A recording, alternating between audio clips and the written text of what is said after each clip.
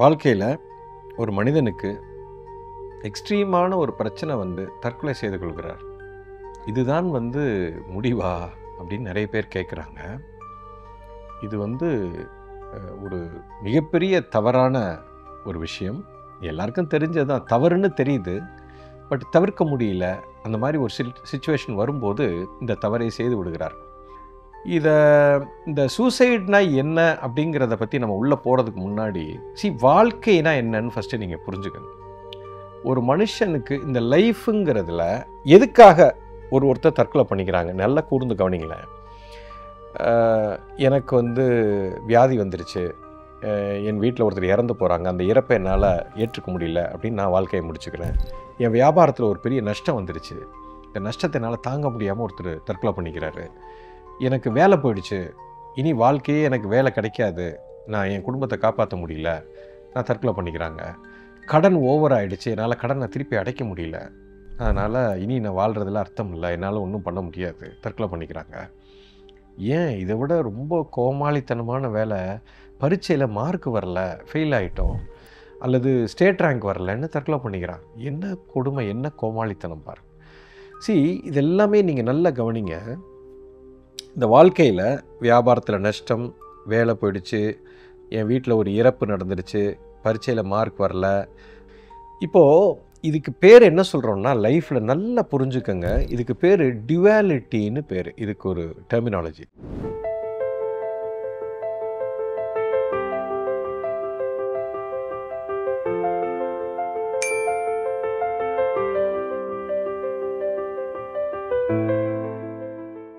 அதாவது ஒரு வியாபாரம் நான் பண்ண போகிறேன்னா, இந்த வியாபாரத்துக்குள்ளே நான் நுழையிறேன், இதில் நஷ்டமாயிடுச்சு, தற்கொலை பண்ணிக்கிறேன். சரி, ஒரு வியாபாரம்னு நான் உள்ளே போகிறேன்னா இதில் எனக்கு லாபமும் இருக்குது, நஷ்டமும் இருக்குது, உண்டா இல்லையா? Simple common sense.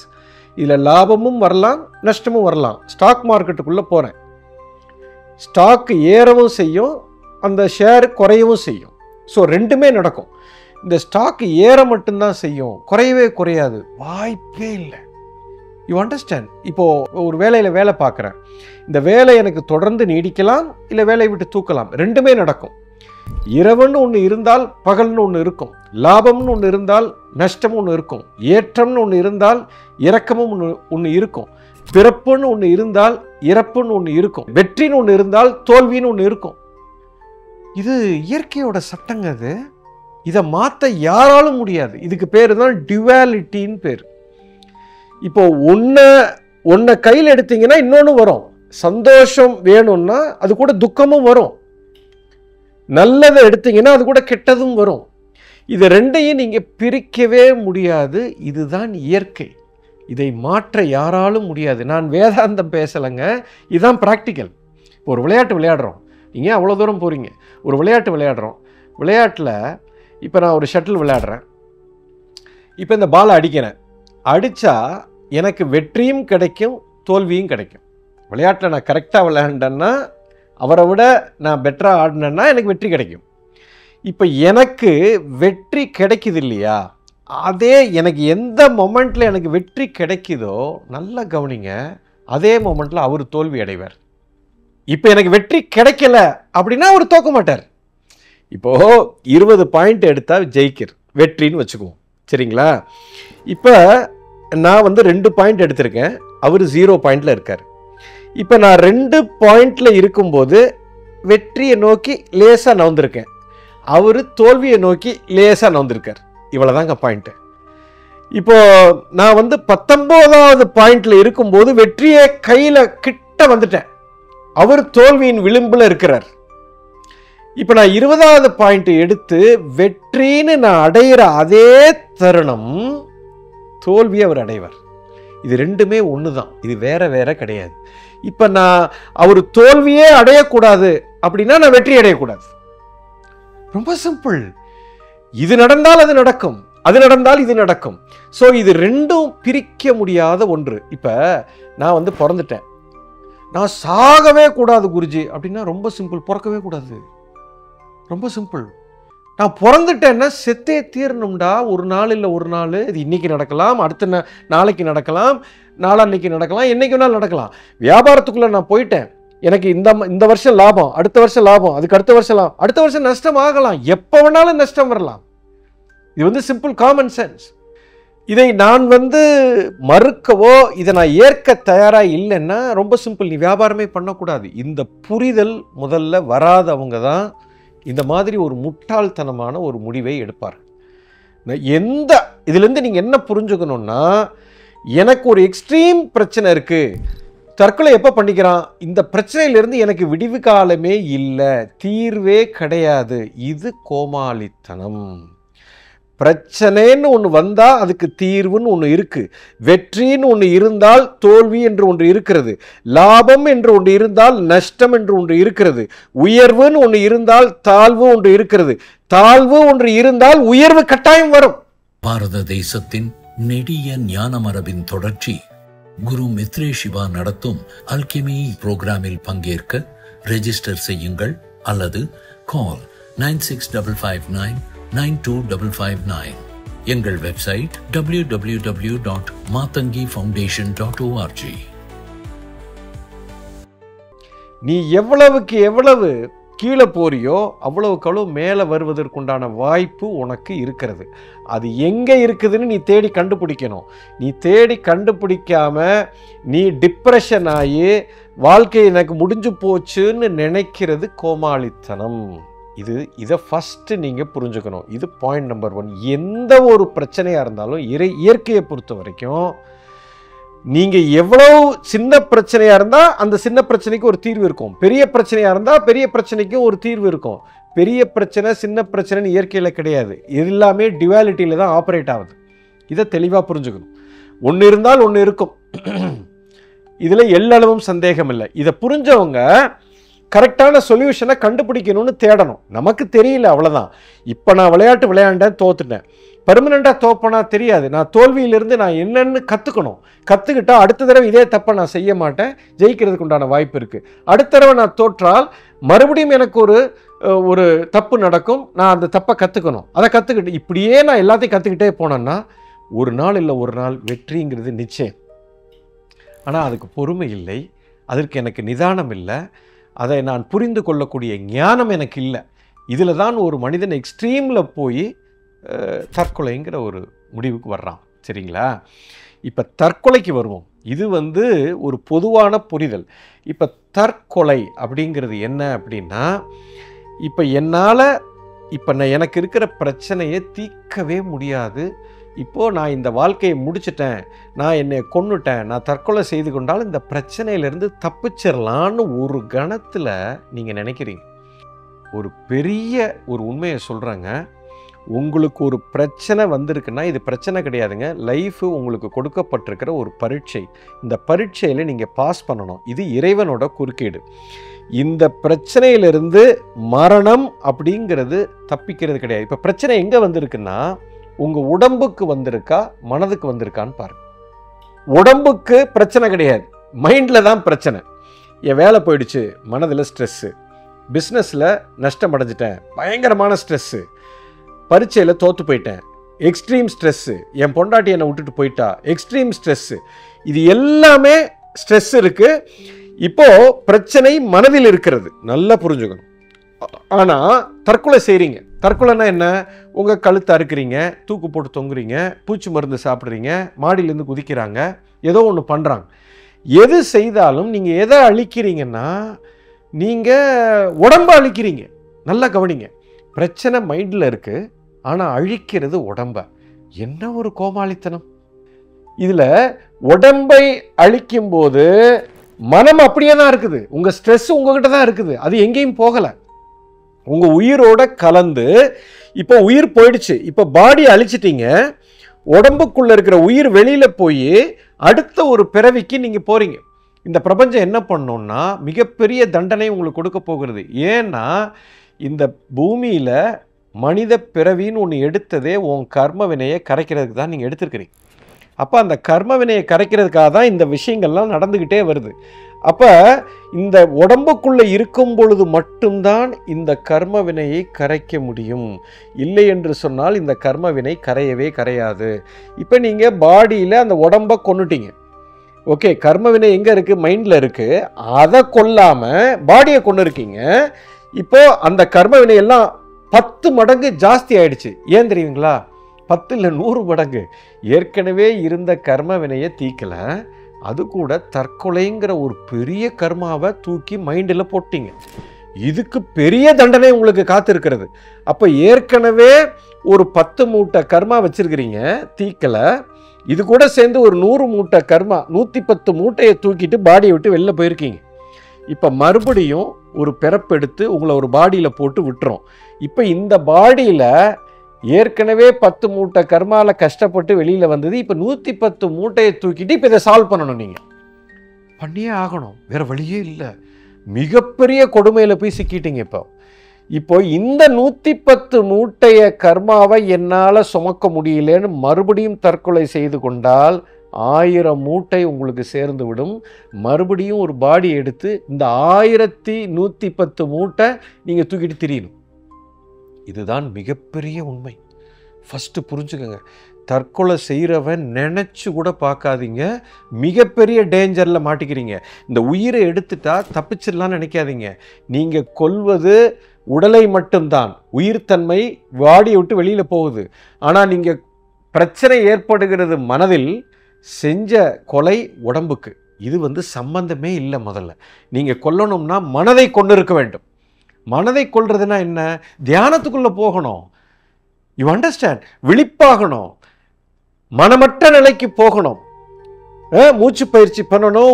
ஒரு குருவை சந்தித்து ஆன்மீகத்திற்குள்ள நுழையும் போது மனம் அமைதி அடையும். இப்போ மனதில் ஏற்பட்ட பிரச்சனைக்கு ஒரு தீர்வு, சரியான தீர்வு அதுதான். எவ்வளவு பெரிய ஒரு முட்டாள்தனம் பாருங்க. பிரச்சனை நடக்கிறது மைண்டில், தண்டனை கொடுக்கறது உடம்புல. இது முதல் பெரிய மகா தப்பு. சரி, ஏன் இது பெரிய தப்பாக கருதப்படுகிறது? ஏன் இதற்கு தண்டனை பல மடங்கு உங்களுக்கு கிடைக்கிது அப்படின்னா, இதுக்கு பின்னாடி இருக்கிற உண்மையை புரிஞ்சுக்கோங்க. இந்த கொலை குற்றத்தை விட இது பெரிய குற்றம்ங்கிறது. இப்போது கொலையே பெரிய தப்பு, பெரிய கர்மா. அடுத்த உயிரை நீங்கள் போய் கொல்றீங்க. இது கொலை குத்தம். இது மிகப்பெரிய தவறு.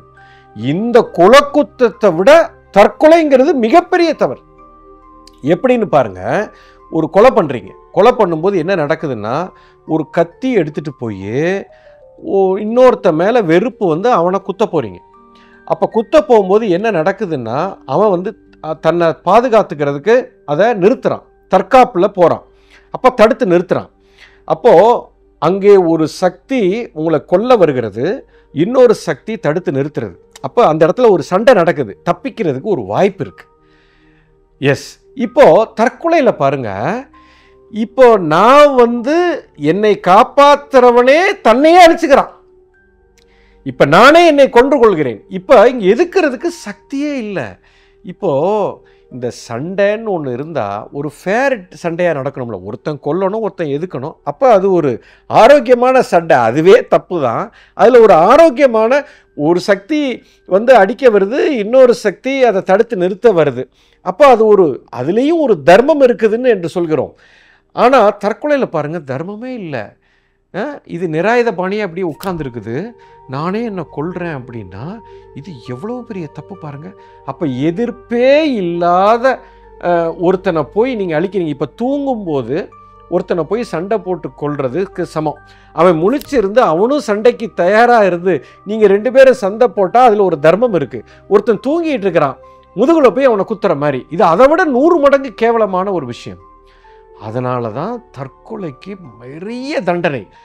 இந்த உயிரை கொடுத்த அந்த இறைவனுக்கு, அவருக்குத்தான் அந்த உரிமை இருக்கிறது, இந்த உயிரை எடுப்பதற்கு. உங்களுக்கு யார் அந்த பவரை கொடுத்தது?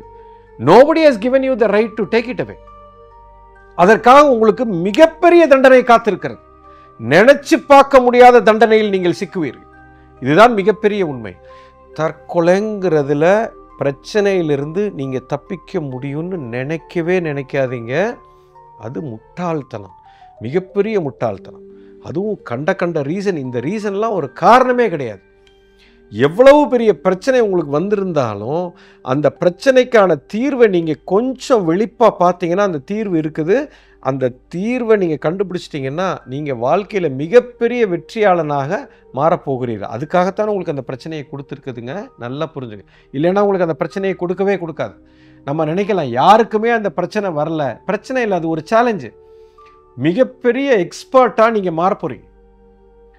யாருக்கு சேலஞ்ச் அதிகமாக வருதோ அவன் தான் எக்ஸ்பர்ட் ஆகிறான். எக்ஸ்பர்ட் தான் உலகத்தையே ஜெயிப்பான். இன்றைக்கி உலகத்தில் ஒரு வெற்றியாளன் அத்தனை பேரும் எடுத்துக்கங்க, அவங்களுக்கு வந்து மிகப்பெரிய சேலஞ்சை அவங்க சந்திச்சிருப்பாங்க. அந்த சேலஞ்சை அவங்க தூக்கி போட்டுட்டு ஓடலை, தற்கொலை பண்ணிக்கலை, ஆனால் அதை ஓவர் கம் பண்ணி வந்துட்டாங்க. அதனால தான் அவங்க உச்சக்கட்டத்தில் இருக்காங்க. உச்சக்கட்டத்தில் வாழ்க்கையில் இன்றைக்கி மிகப்பெரிய வெற்றியாளர்கள் எல்லாருமே மிகப்பெரிய தோல்வியை சந்திச்சிருக்கிறாங்க, மிகப்பெரிய பிரச்சனைக்குள்ளாயிருக்காங்க. இன்றைக்கி ஆப்பிள் சிஇஓ எடுத்தீங்கன்னா அந்த கம்பெனியை உருவாக்கி அவர் தான் உருவாக்கினார். 2 முறை அவர் கம்பெனியிலேருந்து தூக்கி எறியப்பட்டார். நடு ரோட்டில் அவரை தூக்கி போட்டாங்க. கம்பெனியை உருவாக்குனவரே அவர் தான், ஃபவுண்டரே. அவரை தூக்கி ரோட்டில் தூக்கி போட்டாங்க. அவர் ஒன்றும் தற்கொலை செய்து கொள்ளலை. திரும்ப முதலேருந்து ஸ்க்ராட்சில் இருந்து மறுபடியும் ஆரம்பித்து மறுபடியும் அதே நிலைக்கு வந்து மறுபடியும் தூக்கி போட்ட அதே ஆளை தூக்கி திரும்ப உட்கார வச்சாங்க. நீங்கள் வாழ்க்கையில் உச்சக்கட்டத்தை அடைந்த அத்தனை பேரும் பிரச்சனையின் உச்சத்தை சந்தித்தவர்கள். உங்களுக்கு இந்த மாதிரி ஒரு பிரச்சனை வருதுன்னா நீங்கள் பெரிய பாக்கியசாலின்னு நினைங்க. அதை ஒரு சேலஞ்சாக பாருங்கள். அதிலிருந்து அதுக்கு ஒரு சொல்யூஷனை கண்டுபிடிச்சிட்டிங்கன்னா நீங்கள் தான் பெரிய ஆளுங்க. பிரச்சனையே வராதவன் வந்து முட்டாளாக தான் இருப்பான். மிகப்பெரிய பிரச்சனை உங்களுக்கு வருதுன்னா நீங்கள் பாக்கியசாலி. தற்கொலைங்கிற பேச்சுக்கே இடமில்லை. சிந்திக்கவே சிந்திக்காதீங்க. இது ஒரு பெரிய சந்தோஷமாக ஒரு சேலஞ்சாக எடுத்து அதுலேருந்து வெளியில் வந்தீங்கன்னா உலகத்தையே ஜெயிச்சிடலாம். அதுக்குண்டான ஒரு தகுதி உங்களுக்கு இருக்கிறதுனால தான் கடவுள் அந்த பிரச்சனையை உங்களுக்கு கொடுக்குறார். தயவு செய்து அதை நினச்சி கூட பார்க்காதீங்க. அது மாதிரி ஒரு மிகப்பெரிய கர்மா வினை எதுவும் கிடையாது. இப்போ எனக்கு வந்து இப்போ தோல்வி அடைஞ்சவங்க, விரக்தி அடைஞ்சவங்க, வாழ்க்கையில் கஷ்டப்படுறவங்க நீ சூசைட் பண்ணுற, அப்போ டிவாலிட்டின்னு சொல்கிறோம். இது இருந்தால் இது இருக்குன்னு சொல்கிறோம். ஆனால் நமக்கு என்ன, நான் வந்து வியாபாரத்தில் வெற்றி மட்டும்தான் அடையணும், நான் வியாபாரத்தில் நஷ்டமே அடையக்கூடாது, வியாபாரமே பண்ணக்கூடாதுடா நீன்னு கோமாளி பையில. வியாபாரம்னா லாபமும் இருக்கும் நஷ்டமும் இருக்கும். ஒரு விளையாட்டில் நான் ஜெயிச்சே தான் ஆகணும், தோக்கவே கூடாது, ரொம்ப சிம்பிள். விளையாடவே விளையாடாது, கேமே ஆடாது. இதுதான் உண்மை. உள்ளுக்குள்ளே வந்துட்டோமா ரெண்டுமே இருக்கணும். ரெண்டையுமே நீ ஃபேஸ் பண்ண தயாராக இருக்கணும். விளையாட்டுங்கிறது, வாழ்க்கைங்கிறது, வியாபாரங்கிறது, படிப்புங்கிறது, வேலைங்கிறது எல்லாத்துலேயுமே ரெண்டுமே இருக்கும். இயற்கை கடவுள் அப்படித்தான் படைச்சிருக்கிறார். எனக்கு ஒன்று வேணும் இன்னொன்று வேண்டாம் அப்படின்னா நீ முட்டாள்னு அர்த்தம். முதல்ல வேண்டாங்கிறத ரெண்டையுமே இருக்கும். ஆனால் எனக்கு இது வேணுங்கிற ஆசை, விளையாடுங்க. இந்த வாட்டி தோத்துட்டியா, அப்போ சரியாக ஆடலைன்னு அர்த்தம். அந்த வெற்றிக்கான ரகசியத்தை தேடு. அதனால தான் கடவுள் வந்து இது வந்து தோல்வி கிடையாது, இது வந்து ஒரு ஃபீட்பேக்கை கொடுக்குறாரு. ஃபீட்பேக்கை கூர்ந்து கவனி, அதுக்குள்ளே என்ன தவறுன்னு உனக்கு தெரிஞ்சிருக்கும். ஒரு விமானத்தை ஒருத்தன் கண்டுபிடிக்கலான்னு உள்ளே இறங்குறான், 10 தடவை பறக்க பார்க்குறான், டொம்முன்னு விழுந்து செத்து கூட போயிருப்பான் நிறைய பேர். ஆனால் 10 தடவை கீழே விழுந்து, 15 தடவை கீழே விழுந்து, 16ஆவது தடவை பறந்துடுவான். ஏன்னா 10 தடவை கீழே விழும்போது அவன் என்ன இயற்கை வந்து எதையோ ஒன்று உனக்கு சொல்லி கொடுக்க அங்கே வருகிறது. அதை கற்றுக்கிறது தான் உன்னுடைய வேலை. தாமஸ் ஆல்வா எடிசன் என்ன பண்ணார், லைட்டை கண்டுபிடிச்சாரு. 10,000 தடவை அவர் ஃபெயில் ஆனார். 1001 தான் அவர் ஜெயிச்சார். நல்ல கவனிங்க. 9,999 தடவை அவர் கண்டுபிடிச்சிட்டு நான் ஃபெயில் ஆகிட்டேன், டிப்ரெஷனுக்குள்ளே போயிட்டேன்னு விட்டுட்டு போயிருந்தா லைட்டுங்கிறதே ஒன்று இருந்திருக்காது. அப்போ அவர்கிட்ட போய் கேட்டப்போ, எப்படிங்க உங்களுக்கு இப்படி ஒரு பொறுமை இருந்துச்சு, இப்படி ஒரு தோல்வியை நீங்கள் வந்து எப்படி நீங்கள் அவர் என்ன சொன்னார், நான் தோல்வி அடையல, 9,999 தடவை இதை எப்படி பண்ணக்கூடாதுன்னு கற்றுக்கிட்டேன் அப்படின்னார். என்ன வார்த்தை பாரு, மிகப்பெரிய வார்த்தை. வாழ்க்கை அதுதாங்க. அதனால தான் அவர் ரொம்ப பெரிய ஆள் ஆகிட்டார். இதுதான் நான் மறுபடியும் சொல்கிறேன், எந்த ஒரு கேம் ஆடினீங்கனாலும் ரெண்டுக்கும் நீங்கள் ரெடியாக இருக்கணும். அப்படின்னா உங்களுக்கு பிரச்சனைங்கிறதே வராது. அதோட பாசிட்டிவிட்டி எடுத்துட்டு சேலஞ்சாக பார்த்து அதுக்கு வெற்றிக்கான சொல்யூஷனை கண்டுபிடிச்சிட்டு மிகப்பெரிய ஆளாயிடுவீங்க.